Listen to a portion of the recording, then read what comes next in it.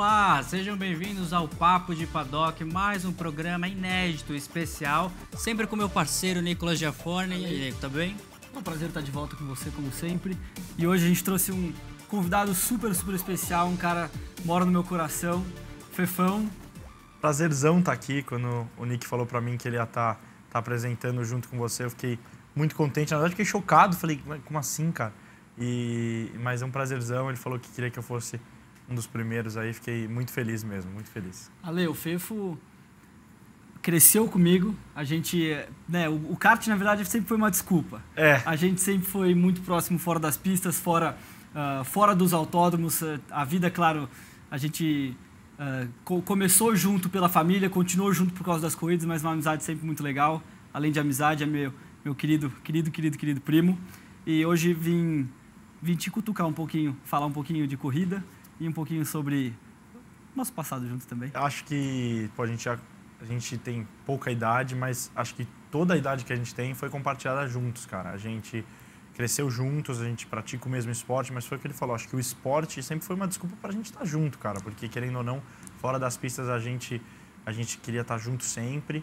E depois eu fui morar fora e a gente tinha pouco contato, cara. A gente se falava super pouco, mas sempre que a gente se encontrava, parecia que a gente sempre comentava sobre isso, cara. A gente se encontrava depois de 6 meses, assim, de ter falado super pouco e parecia que a gente não tinha zero gelo para ser quebrado, assim. Sempre foi uma relação muito gostosa. A gente tem, acho que uma cabeça parecida e interesses parecidos, então acho que a gente sempre se deu muito bem por causa disso. Você começou no kart aí aos 6 anos de idade, né? Como é que foi esse processo? Já tá no sangue, o automobilismo tá no sangue.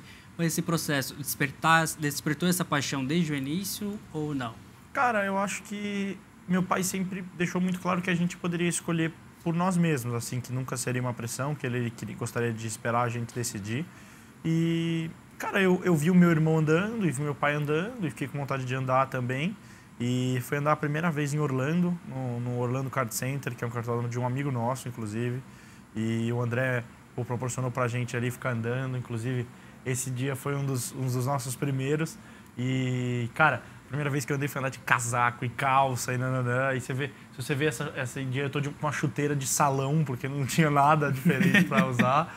E, enfim, cara, acho que eu fui indo, eu tinha um pouco de medo, mas o Dudu tinha mais medo, então isso me deixava feliz, assim, o fato de o meu irmão ter mais medo que eu era mais corajosão, isso me motivava a me arriscar um pouco mais e tal. E, enfim, a gente foi crescendo juntos, crescendo nisso, é algo que eu sou, hoje em dia, completamente fissurado por.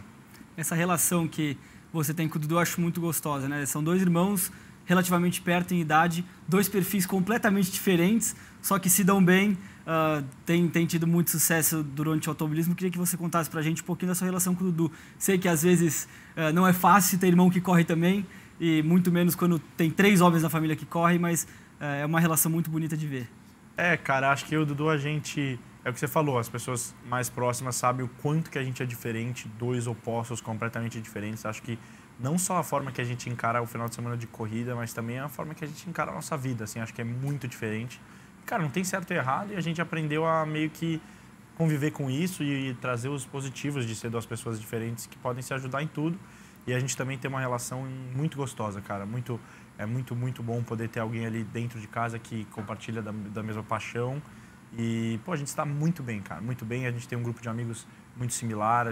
Sempre que a gente se juntar os 3, cara, eu, meu irmão e o Nicolas, aí é tipo assim, acabou, assim, porque é gritaria, criancice, as pessoas em volta. A bagunça tá feita. Meu Deus, o que né? essas crianças estão fazendo aqui? É tipo, o encontro de primos, quando junta os 3, se juntar mais 1 ou 2 primos ali, meu, final de dia, porque é só a gente falando groselha, mas a gente se diverte demais, cara. Cara, eu tive o prazer de ver vocês juntos diversas vezes em Interlagos e é muito bacana para quem não teve essa oportunidade de ver o quão vocês são próximos de fato. Porque às vezes a galera vê postagem nas redes sociais e acha que aquilo é superficial. E não, vocês estão em Interlagos assim, é do começo, da hora que vocês chegam até a hora de ir embora, não desgruda, né? Cara, eu acho que na verdade foi bem difícil para mim e pro Nick a gente correr junto a gente correu junto de kart a vida inteira. Mas, no kart você tá é super fácil de se comunicar ali dentro, né? Porque você olha para trás, o Nick tá aqui, é o Nick, né? Deixa passar, né? Ajuda ele, sei lá. Só que no Fórmula acaba que você já tá ali, já é carreira, já é uma coisa maior. Tipo assim, se bater já dá para dar aquela morridinha, assim, um negocinho um pouco maior. Então, cara, pô, foi bem difícil pra gente. A gente ter que bater roda, assim, ter que disputar. Foi uma coisa difícil pra nós, mas ao mesmo tempo muito gostoso, porque pô, a gente ia viajar junto, a gente ficava no quarto junto, a gente podia acabar o dia e dar nossas risadas. Pô, um teve um dia bom, o outro não teve tanto, a gente se ajuda ali, dá risada. Se os dois tiverem um dia bom, então, vixe, aí é ficar falando o que não dá pra falar direito até o final do dia, cara. Agora eu queria saber de vocês dois, aproveitando que tá os dois aqui, quem que é o melhor no kart, os três aí? O cara gosta de polêmica. Você não precisa, ele gosta de polêmica. Assim, agora. Quem que é o melhor? Cara, pra te falar bem a verdade, eu acho que assim, eu e o Nick, a gente correu junto a nossa vida inteira. E você vê que às vezes um ganha, às vezes ganha outro, cara. Não tem jeito. Eu acho que a gente chegou num nível que... Você chega num nível alto e tem dia que não tá... Que é seu, tem dia que não é seu, cara. Não dá pra ganhar todas. Então... Se não ganhar eu, pelo menos eu fico torcendo para que ganhe o Nick, entendeu? O pessoal acha que é muito fácil hoje em dia a gente julgar o piloto é bom, o piloto é ruim, mas se esquece que tem inúmeros fatores que se jogam num fim de semana de corrida. Às vezes o piloto pode estar num dia excelente, uma condição adversa, o carro não se adapta ao piloto, não se adapta à condição. Isso não faz dele um piloto ruim, ele teve um dia ruim e isso é super comum. Acho que é muito fácil se pegar nessa quem que é o melhor piloto. E quando na verdade é muito mais complexo do que apenas o resultado que a gente encontra. E já falando em resultado, falando em 2025, Fefão, esse ano, como é que estão os planos? Cara, eu acho que o ano passado foi bem bom para mim. Como algumas pessoas sabem, eu quis pular algumas categorias saindo da Fórmula 4, porque eu achava que eu tinha que correr correr atrás um pouco do prejuízo que eu tinha perdido nos meus anos que eu não corri de kart. E, cara, foi a melhor decisão possível na minha cabeça. Acho que eu consegui aprender muito, consegui evoluir demais, ter um baita ano, campeão Hulk, terceiro no campeonato. E, cara, eu gostaria de poder fazer mais um ano, é o que a gente está indo atrás de fazer, porque eu acho que é um carro novo, é um carro que vai me ajudar muito também. Acho que, para mim, hoje em dia, o que mais importa é a quilometragem na pista e pegar, acho que a experiência de sair e virar uma volta, assim. Acho que para mim, no momento que eu gostaria de focar em questão de aprendizado cara, sai na pista, uma volta só, é essa volta que eu vou entregar o máximo que eu conseguir. E eu acho que é uma categoria que pode me proporcionar muito isso. Então eu gostaria muito de fazer mais um ano, mas estamos correndo atrás aí de patrocínio. A gente sabe quanto que é caro o esporte que a gente decidiu praticar, então estamos correndo atrás. Fefão, e você sai da Fórmula 4, é um carro, uma máquina aerodinâmica. Uma máquina aerodinâmica, né?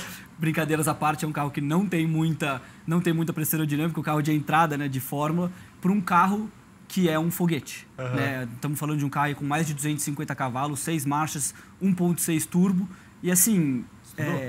Não, como é que é um negócio desse? Como é que é um negócio desse? Cara, foi um baque, assim, eu saí da Fórmula 4 espanhola ainda, que é com o pneu Hankook, que é um pneu que tem menos gripe, então...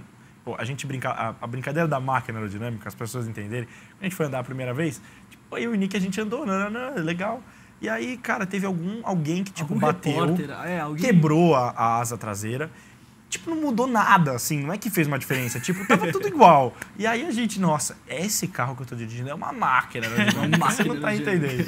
E enfim, a gente começou com essa brincadeira, mas falando sério, cara, foi um baque insano, assim, pra mim. Quando eu subi a primeira vez, meu primeiro teste foi em Barcelona. E eu fiz um final de semana de corrida de Fórmula 4 espanhola e na semana seguinte eu fui fazer o teste. Pra você ter uma ideia, a última curva de Barcelona de Fórmula 4, você freia e reduz uma marcha. No carro é cravado, no carro que eu fui andar. Aí eu cheguei lá, o cara falou, a última curva é cravada, né? Eu falei, brincadeira. Obrigado, agora sim, falando sério, como é que funciona? Aí ele, não é sério. Meu Deus, cara, como assim, cara? E assim... Quando você entra num carro que é de fato uma máquina aerodinâmica, o conceito de guiada é muito diferente. Porque a gente vem do kart e na própria Fórmula 4, você está entrando numa curva, você não está com muita confiança, o carro vai começar a sair de traseira, porque você está ali no limite, você vai dar uma tiradinha de pé, né? Você vai aliviar, fazer ela controlar um pouco mais, você fica mais sob controle, um pouco mais de confiança e vai ganhando. O carro com aerodinâmica é o contrário. Quanto mais eu entregar para o carro, mais ele me devolve. Então, se eu entrar cravado, o carro ele fica no chão. Porque eu deixo o peso ali atrás. Então, eu acho que o Felipe veio aqui, ele deve ter explicado muito sobre isso. Eu não tirando o pé, todo o peso está lá atrás. Então, o carro está super estável. Eu tirando o pé, ele já sobe. Ele subindo, puxa, cara, aí entrando o ar, cara, fica inguiável. Então, esse negócio na cabeça não faz sentido. Você fala, cara, mas faz Cara, eu tenho 20 anos, eu tenho 19 anos, tenho 15 anos de carreira, estou fazendo um negócio por esses 15 anos, agora eu vou ter que fazer outra coisa completamente oposta. Então foi um baque no começo. Meu pai falou para mim que meu corpo não ia acostumar, porque é um nível de gravidade, né, da força G contra, que é gigante também. E quando meu pai falou, eu falei, o cara tá enchendo o saco. O cara andou de Fórmula 1 e quer botar um medinho. Quando eu saí a primeira vez, cara, tomei, vamos falar assim, um cacete, cara. E o cara falou, estamos 3 segundos fora. Eu falei, tô no limite do que eu consigo, cara. E aí você vai vendo que a coisa vai vindo natural, o corpo vai acostumando, você vai entendendo o que é que o negócio precisa fazer. Mas é um carrão muito gostoso de Ô, Fefe, qual que foi a tua maior dificuldade nesse processo de adaptação? Cara, pode falar tudo? Peraí que o programa é aqui. Cara, eu acho que é muito forte, cara. É muito forte o carro. Não é de reta, porque acho que na reta você tá muito rápido. Fica até chato falar, mas assim, não é que você tá tipo, nossa, você tá na reta, você não vê o chão, né? Então você não tem um sentimento de velocidade. Exato. Na curva, cara, você faz a curva de Barcelona a 210 por hora cravado. Aí é muita coisa, o pescoço, a barriga, o braço, tudo. Fica muito forte. Então eu acho que entender o conceito de guiado, o que é que esse carro precisa de mim.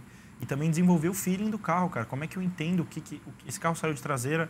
Aí eu falei, saiu de traseira. O cara falou, você tirou o pé no meio da curva. Então, na verdade, quem fez o carro sair de traseira foi eu. Então não adianta o cara mexer, porque foi culpa minha, entendeu? Então entender esses conceitos, assim, me levou um pouquinho de tempo, cara. No fundo é um relacionamento, né? Você aprendeu a guiar um carro, você pulou para outro carro e muda completamente o sintoma.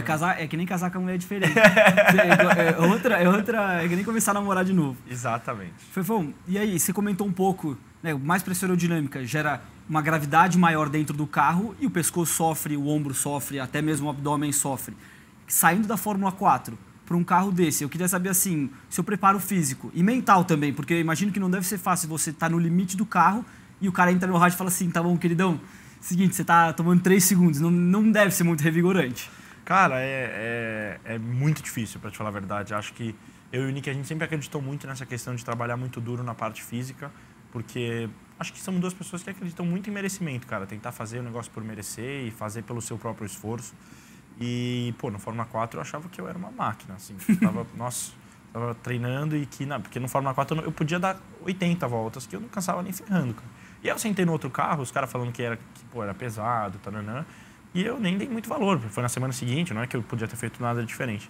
Juro pra você, cara, dei 6 voltas, tipo assim, não tava mais aguentando. Destruído já. Não, o braço, o pescoço, meu coração chegou a 204. É mais pesado? Muito mais pesado, muito. O volante é extremamente pesado e aí você começa a desenvolver, cara, como é que eu consigo fazer para, tipo assim, você tá segurando o volante aqui, né? Aí a curva é para direita. Aí o volante é muito pesado, você já pega aqui embaixo, aqui em cima e aí você já começa a fazer força, cara, não tem jeito, você tem que começar a desenvolver. Não dá pra você chegar na equipe nova, 6 voltas, fala, cansei. Não, o cara vai falar o quê? Então sai do carro, Eu vou lá na equipe do Renato, eu vou pegar aquela bolinha do caminhão, sabe? É. E eu vou dar pra você levar lá pra Europa. Os caras vão gostar de ser upgrade. Acho que vai ser bem bom. Enfim, foi acho que me fez ter que elevar o meu nível de performance e de treino para outro nível, porque é muito cansativo.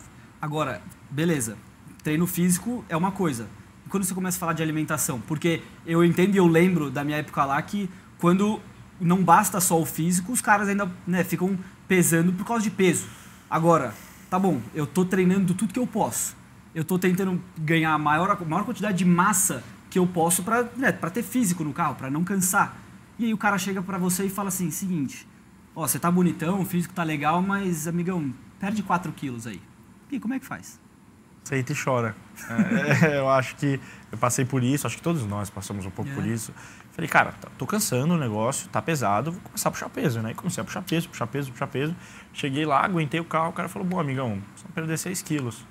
Falei, vou fazer o quê? Tipo, não tem muito o que fazer, vou ter que mudar completamente, mas nesse momento não tem o que fazer. Rotina, né? E, cara, tive que mudar minha rotina completamente, inclusive fiz algumas cagadinhas, assim, em questão de tentar fazer dieta sozinho e tentar comer pouco e tentar, deixa de comer.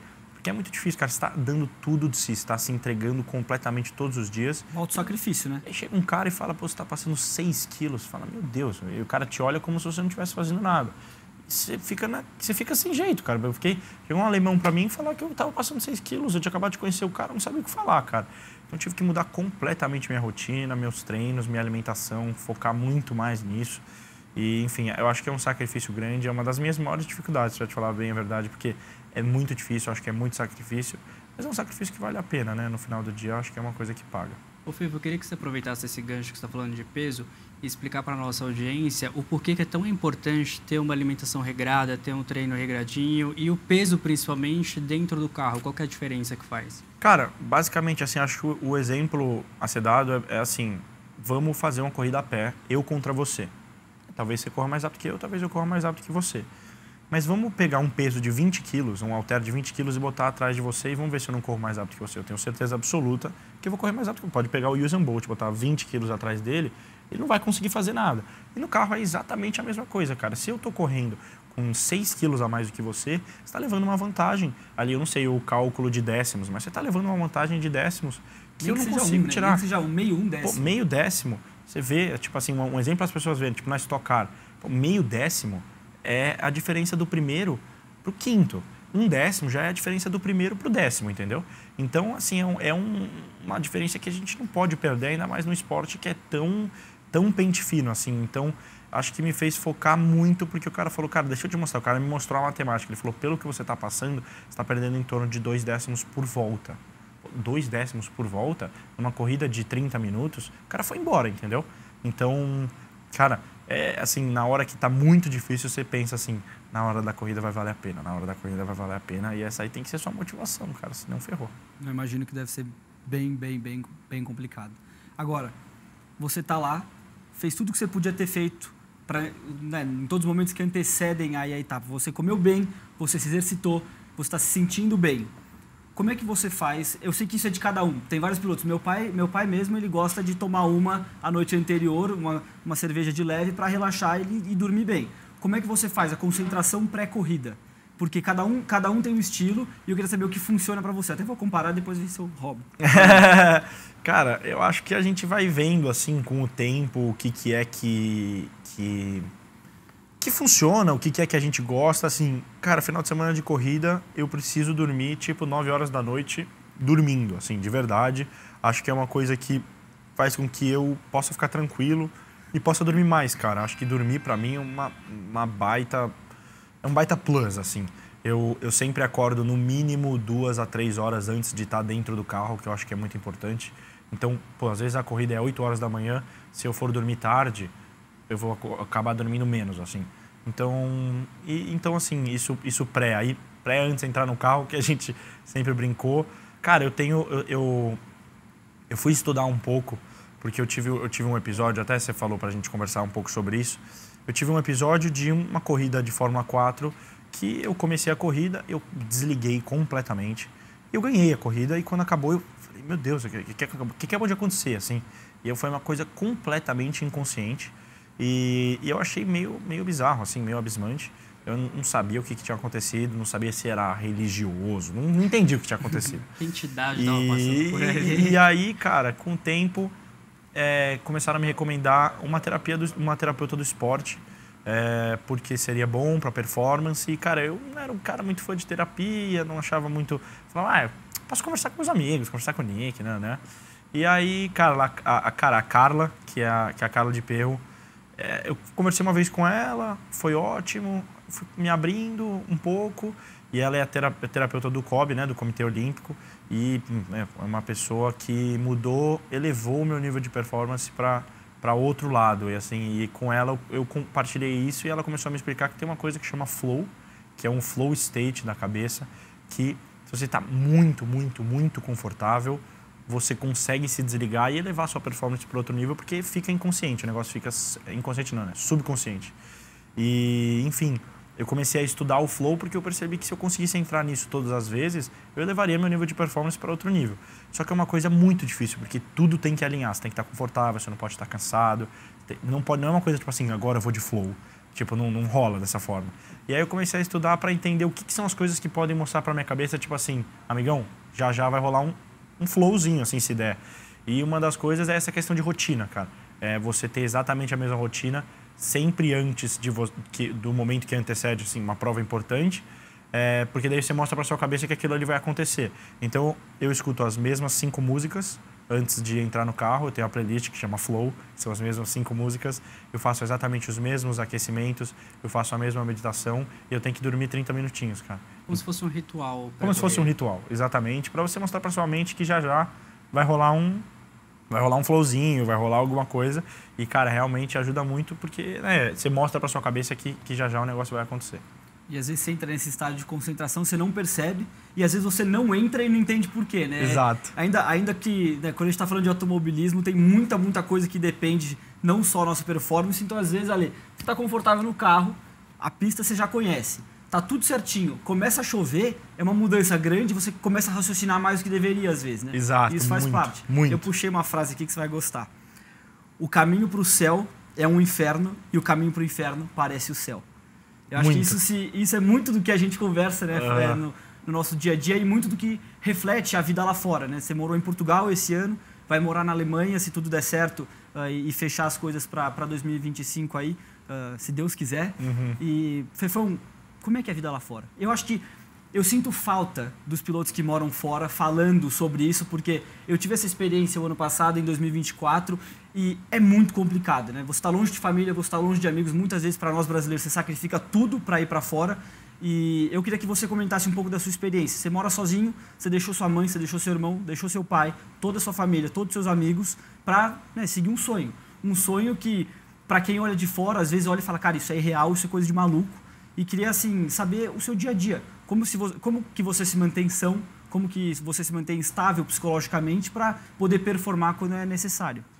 Cara, eu acho que às vezes as pessoas têm uma visão de fora de que a gente vai lá e vive uma vida de glamour e nossa, tô morando em Portugal.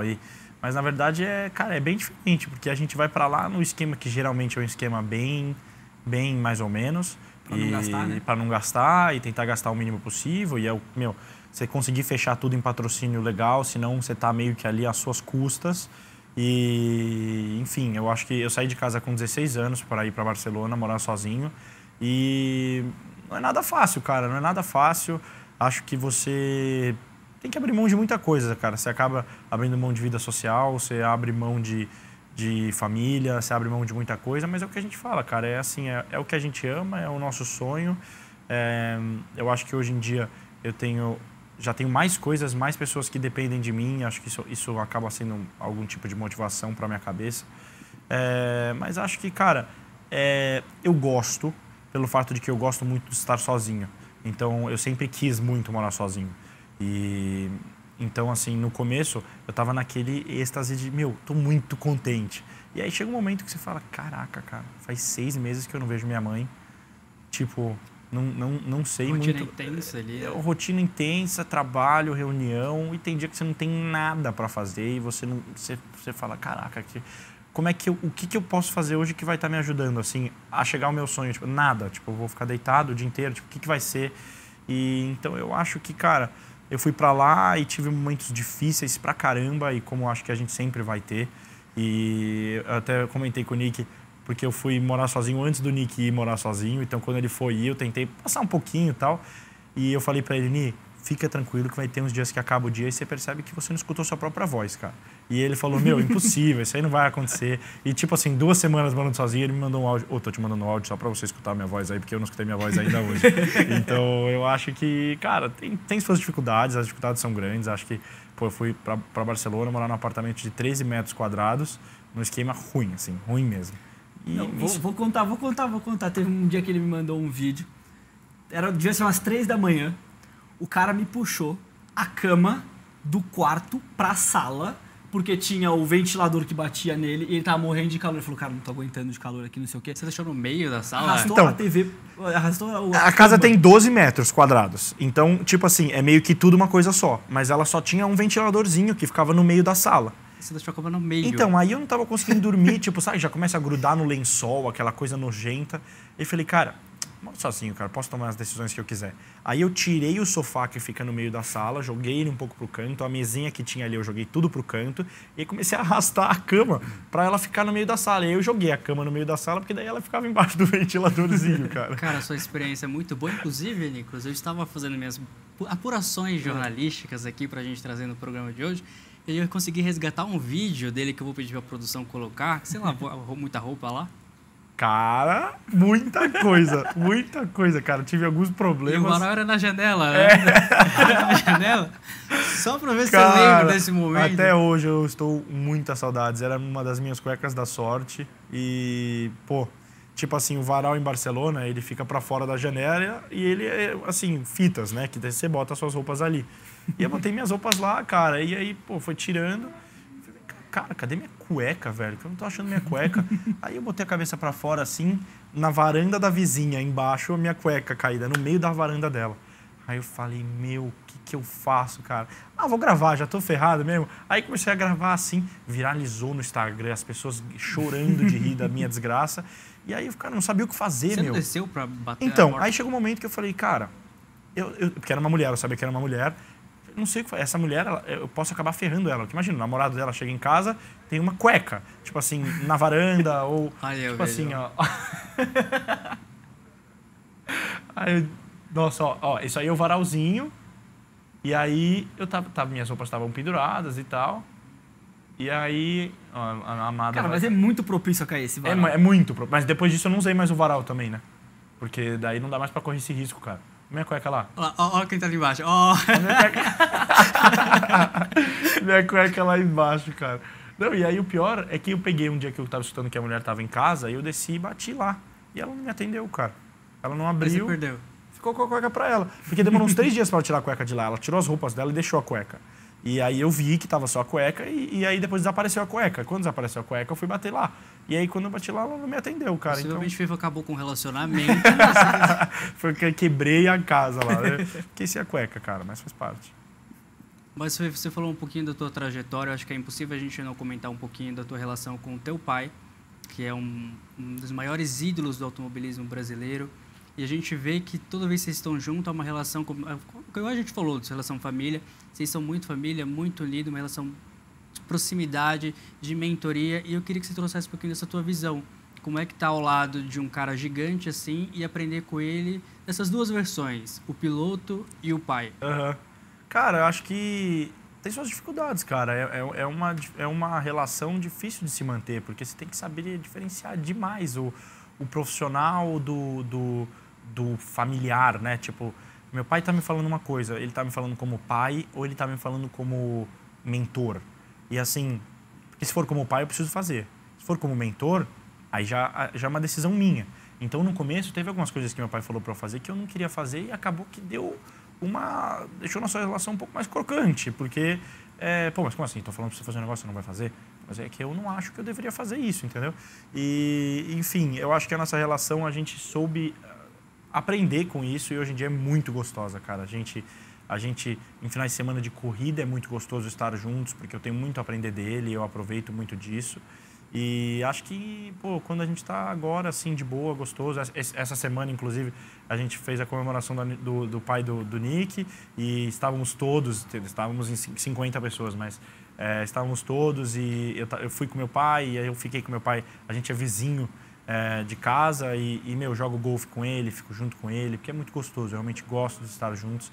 Então, acho que a gente aprendeu muito a tocar essa relação, que às vezes pode ser um pouco turbulenta pelas suas dificuldades, mas que é muito gostoso. A gente tem uma relação muito boa.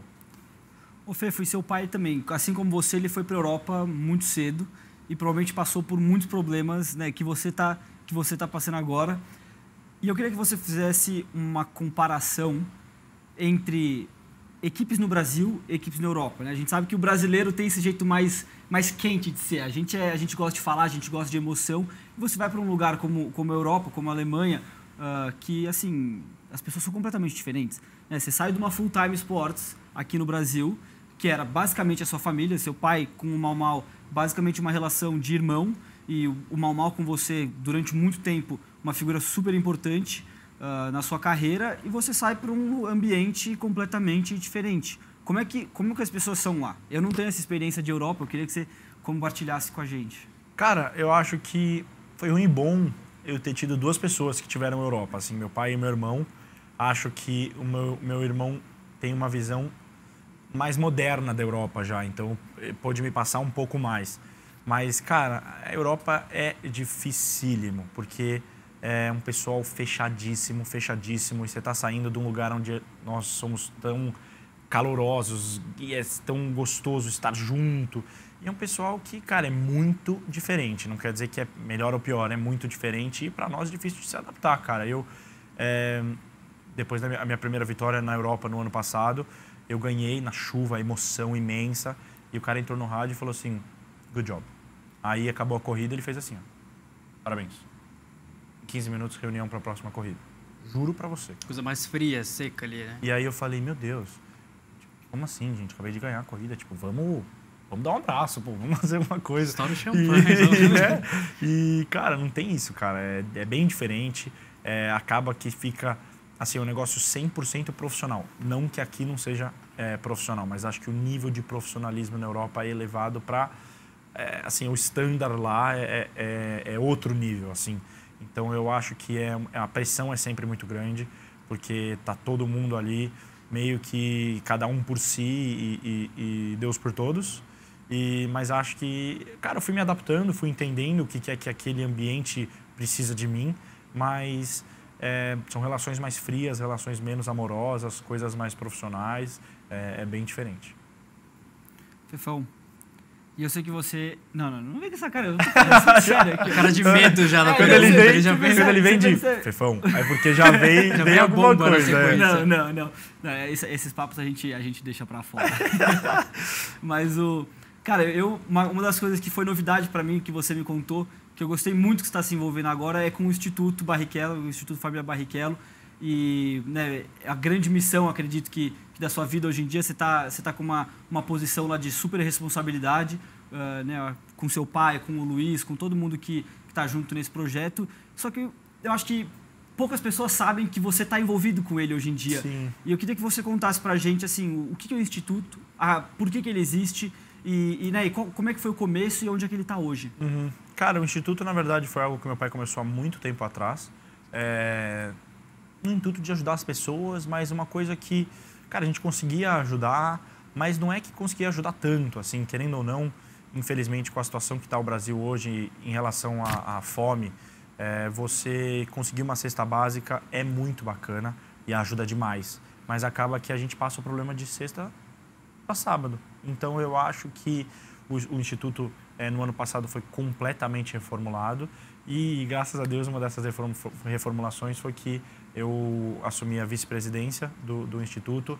A moça que está ao meu lado, nessa foto e na foto anterior, é a Cláudia, ela é a presidente do Instituto. E a família Alexandre, que é o Luiz e a Cláudia, são, na verdade, os meus grandes mentores. E o Luiz é o meu segundo pai, um cara que participa da minha vida diariamente.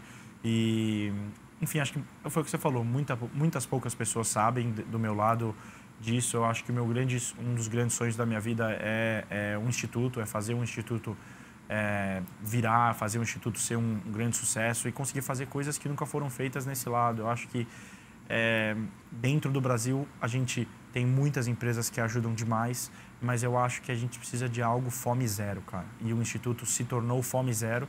E, enfim, eu acho que o instituto ele anda lado a lado com a minha carreira, porque o instituto depende da minha carreira. Se eu quiser tocar ele, uma hora, infelizmente, o meu pai não vai estar e eu vou ter que cuidar disso. E eu quero muito cuidar disso e eu acho que a minha carreira, quanto mais ela for crescendo, mais visibilidade a gente vai tendo, mais visibilidade eu consigo trazer para o Instituto.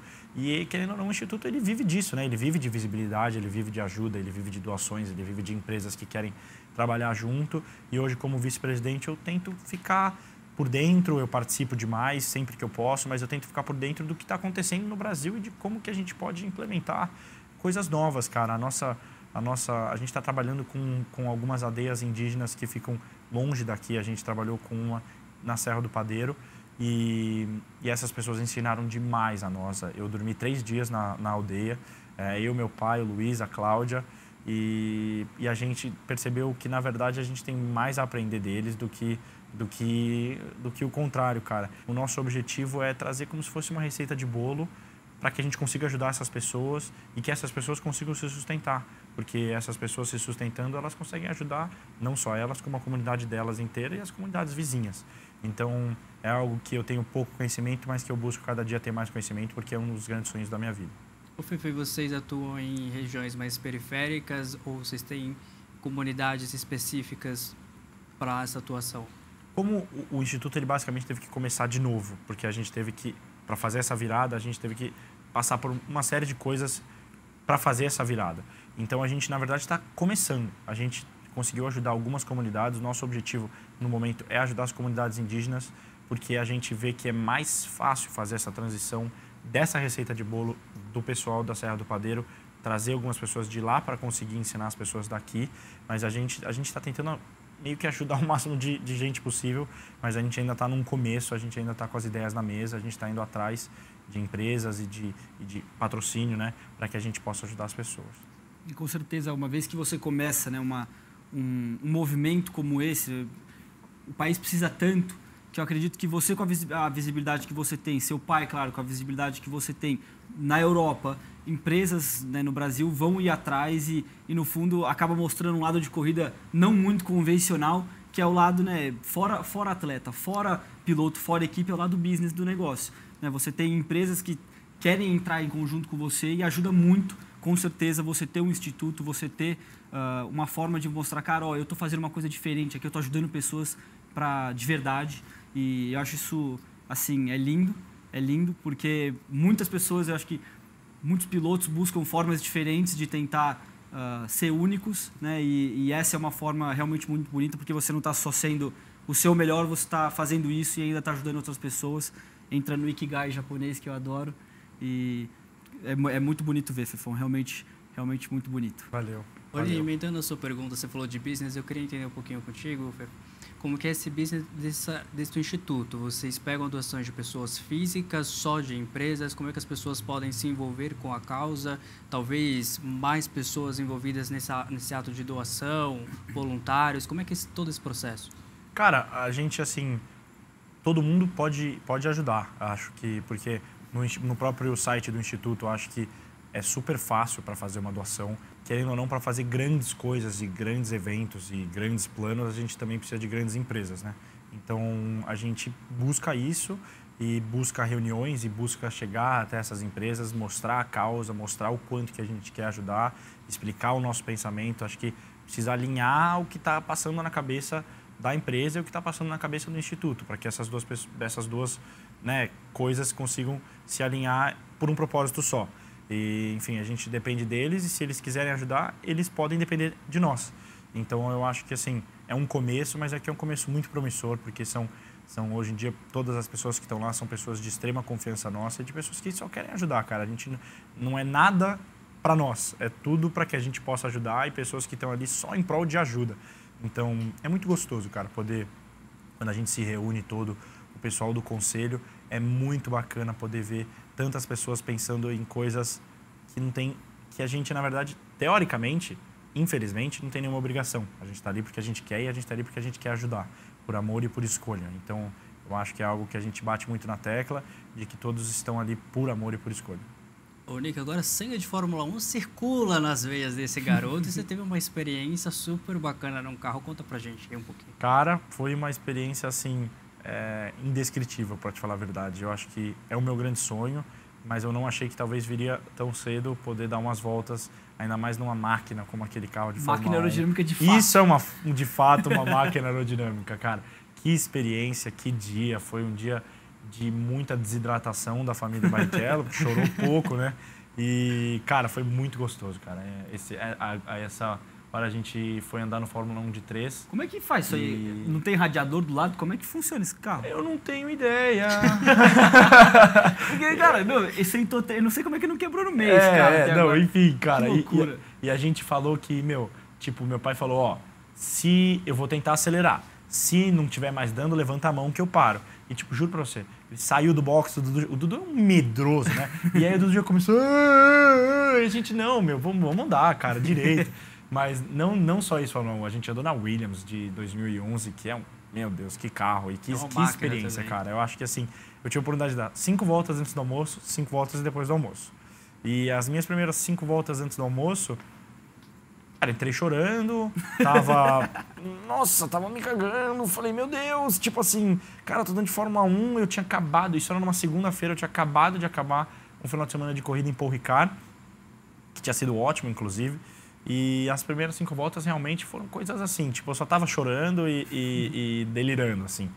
E, cara, na verdade, aí que entra a parte que foi muito importante. Nas 5 voltas depois do almoço, que eu já entrei um pouquinho mais confortável, né, entre aspas, eu comecei a acelerar e em um momento eu esqueci que eu tava andando de Fórmula 1, cara. E aí foi quando eu percebi que ainda bem que eu só tenho 5 voltas. Porque aí eu comecei a querer acelerar, comecei a tentar achar algum tipo de limite, frear dentro, carregar a velocidade.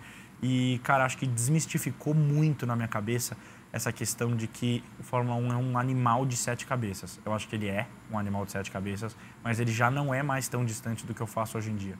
E isso foi muito bom para mim, porque eu sempre eu sonho, eu acredito que eu consigo fazer isso acontecer, mas era um negócio tipo assim, sonho em chegar na Fórmula 1, mas quando eu chegar lá eu vejo, porque, meu, esse negócio deve ser uma loucura. E é uma loucura, não estou dizendo que não é uma loucura, mas é que foi muito importante para mim andar e perceber que eu sou muito capaz de fazer o negócio. Porque eu acho que a gente, né, como é um esporte tão distante da nossa realidade, da realidade de qualquer pessoa, porque é muito longe, você não sabe o que está acontecendo ali, você não tem ideia e você não tem ideia do que é aquilo, cara. E poder ter andado realmente foi muito bom, cara, porque me mostrou o quanto que eu sou capaz e me mostrou o quanto que já não é tão distante do que eu estou fazendo hoje em dia.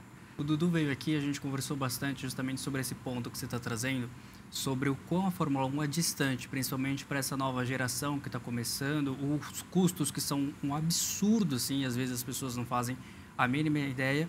Eu queria aproveitar vocês dois, que são os pilotos dessa nova geração, para comentar sobre isso. Essa galera que está chegando, que tem o mesmo sonho de vocês, de estar na Fórmula 1, mas entende que os custos são muito altos, tem outras categorias, como é que faz para equilibrar tudo isso e não se frustrar também pelo caminho? Cara, acho que o automobilismo ele tem muitas vias e nenhuma via é a correta. É mais o que você tem de sonho, entender que talvez tenha um sonho que não possa acontecer, mas é o que a gente sempre falou, cara, uma porta fecha e outra porta abre em outro lugar. Então, o meu irmão, por exemplo, tinha o sonho de chegar na Fórmula 1, mas foi uma pessoa que nunca... Nossa, eu tenho o sonho de chegar na Fórmula 1, mas não é que é tipo assim, a minha vida é só isso. E hoje em dia está indo correr de WEC, que é talvez a 2ª maior categoria do mundo. E esse é de fato o sonho dele, cara. E o meu sonho é diferente, e o sonho do Nick é diferente. E o sonho do Nick era chegar na Indy, e às vezes ainda existe, mas ele percebeu que nesse momento o que era melhor para ele era ir para um outro caminho, que trouxe nele outras oportunidades de realizar outros sonhos, cara. Porque se o Nick estivesse correndo nos Estados Unidos, ele não ia poder estar apresentando o Papo de Paddock. E é uma coisa que ele sempre teve muita vontade. Então, eu acho que é isso, cara. A gente conversa muito e entende que, assim, as frustrações vão acontecer, mas que às vezes é por um bem maior, sabe? E, cara, tem muitos sonhos, tem muitas vias para ir, mas, assim, é muito caro. Isso não tem como fugir, é muito caro, assim... Você vai chegando perto e esse é o difícil. Você vai lá, você está conversando com aquela empresa, vamos patrocinar. Aí, se ela for fazer o próximo ano já é mais caro. Aí você vai subindo, vai ficando mais caro. Então, isso vai dificultando, porque o cara fala, não, então eu vou lá e vou botar essa grana nele. E aí, no ano seguinte, ele vai ter que botar o dobro. Então, fica muito difícil. E ainda mais hoje, com a diferença do dinheiro do real para o euro, fica mais difícil ainda.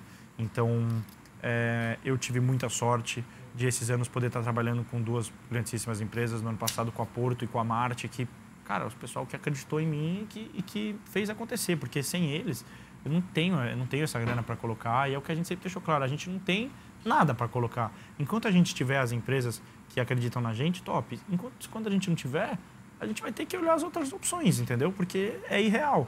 Então, eu acho que é duro, mas é a realidade, cara, não tem muito o que fazer. É muito fácil a gente deslumbrar com aquele primeiro ano, né? Às vezes você vai, nossa, vou andar de Fórmula 4 esse ano, meu primeiro ano de monoposto vai ser muito legal, e aí você se pega na emoção e esquece que tem Fórmula Regional, Fórmula 3, Fórmula 2, e não são só os custos, né, para participar do evento que são caros. Uma vez entra batida, entra jogos de pneus, treinos extras, e tudo isso é pouco comentado, né? A gente se pega muito no fim de semana de corrida e o pacote que você precisa pagar, mas tem os extras, viagem, avião, hotel, e todos os pequenos custos que as viagens geram, isso é pouco comentado. Então, que nem o Fê falou, é super complicado, Mas quando tem o sonho, e tem o sonho de verdade, e você tem o apoio, aí é cair de cabeça e aproveitar o que você é dado, né? Exatamente. Eu acho que eu sou muito grato pela oportunidade que eu tenho. Acho que não podemos ser irreais e dizer que meu pai não abre portas para mim, ele abre, mas ele não tem a capacidade de deixar essas portas abertas. Então, a partir do momento que ele abre essa porta para mim, cai no meu colo, deixar essa porta aberta para mim mesmo, cara. Então, eu acho que, ainda mais sabendo de tudo que envolve, é por isso que eu acho que eu me dou tanto, cara. É por isso que eu acho que eu tô... A gente falou tantos sacrifícios e tantas coisas, mas acho que é por isso que eu topo abrir mão de tantas coisas e topo sofrer um pouco e topo passar por todas essas dificuldades e obstáculos, porque eu acho que, cara, vale muito a pena. É o grande sonho da minha vida. Eu acredito muito que é muito possível, porque também, se eu não acreditar, ninguém vai acreditar. E eu tenho a sorte de ter uma pessoa em casa que acredita demais também. E no meu pai. E ter o suporte dele é indescritível, cara. É indescritível poder saber que é uma pessoa que também acredita que meu sonho é realidade, cara. E, enfim, acho que eu trabalho muito por isso todos os dias, porque eu acredito, que se eu não acreditasse não teria por que eu correr atrás e é o que a gente sempre falou, cara, por performance a gente está topando qualquer coisa. Então vamos fazer terapia, vamos fazer dieta restrita, janeiro, eu e o Nick corremos 105 km em janeiro, cara. E assim, eu não gosto de correr, eu acho chatíssimo, inclusive. E super respeito o Nicolas, inclusive, que gosta. Faz Ironman, faz umas coisas assim. Mas, cara, é algo que me deu retorno dentro do carro, é algo que valeu a pena, então é algo que eu tô topando, entendeu? Agora você falou de sonhos, temos um jogador de futebol aqui, vou falar só um, porque aqui eu sei que não joga nada. Um jogador de futebol quase foi, como foi esse processo? Hoje, você seria um jogador de futebol? Cara, eu sou apaixonado por futebol e, inclusive, engraçadíssimo a gente falar sobre isso, porque sábado a gente foi jogar bola e foi legal pra caramba, fazia um ano que eu não jogava futebol. Eu sou apaixonado, realmente foi algo que eu quis, por 2 anos da minha vida eu queria ser profissional. E acho que é algo que era bem real, cara, porque... Essa foto aqui, ó. Essa aí é o futebol de pilotos, que nossa, se der para não assistir é melhor, porque feio de ver, né? Veja as caras que jogam futebol. Ainda bem que todo mundo ali é piloto. Mas, cara, eu acho que era algo que eu fui chegando perto. Eu nos Estados Unidos joguei em alto nível e tinha propostas para jogar em altíssimo nível, e aqui no Brasil também.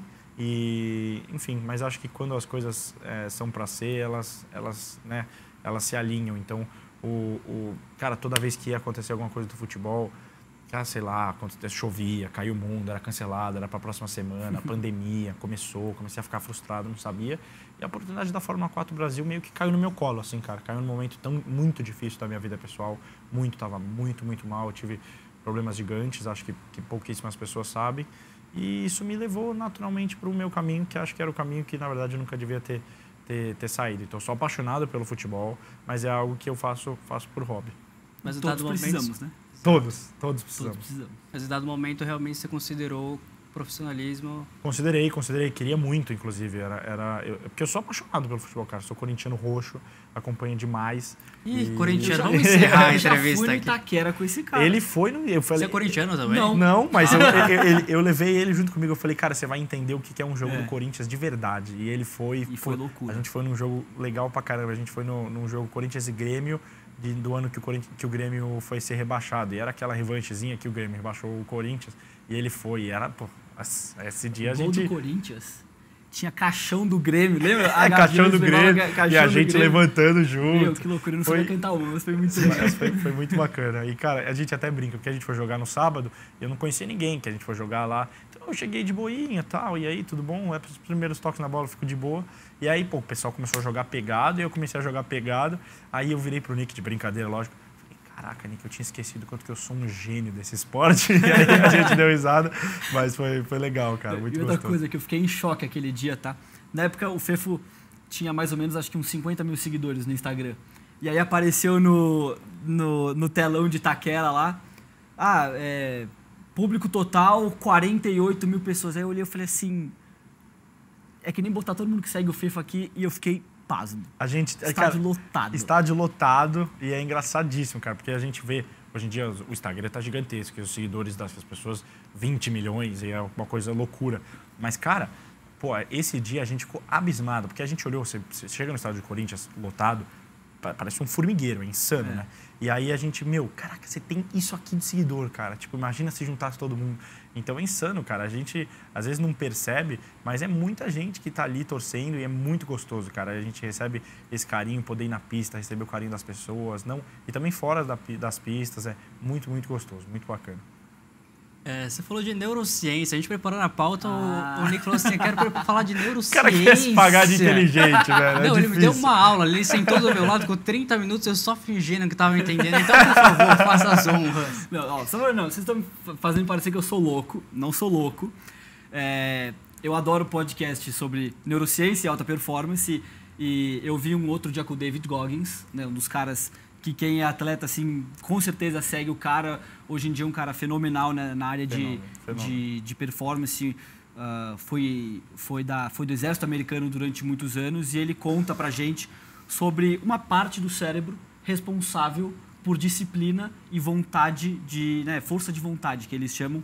E essa parte chama córtex cingulado médio anterior. E eu achei muito engraçado, porque o Fefo e eu, a gente conversa muito sobre alta performance, que nem ele comentou. A gente é super chegado em academia, na época de Fórmula 4 a gente malhava junto. E aí ele trouxe essa parte, esse córtex cingulado médio anterior, que na verdade funciona como um músculo, que é super desenvolvido em atletas, super desenvolvido em pessoas de alta performance, e quando comparado com pessoas obesas, era menos desenvolvido. E aí foi que a gente começou a pensar, falou, cara, será que tem alguma coisa a ver? Eles começaram a estudar e viram que isso é um músculo que cresce conforme você usa e atrofia conforme você não usa. Fiquei muito feliz, queria contar pro Fefo, que aí contei pro Ale também.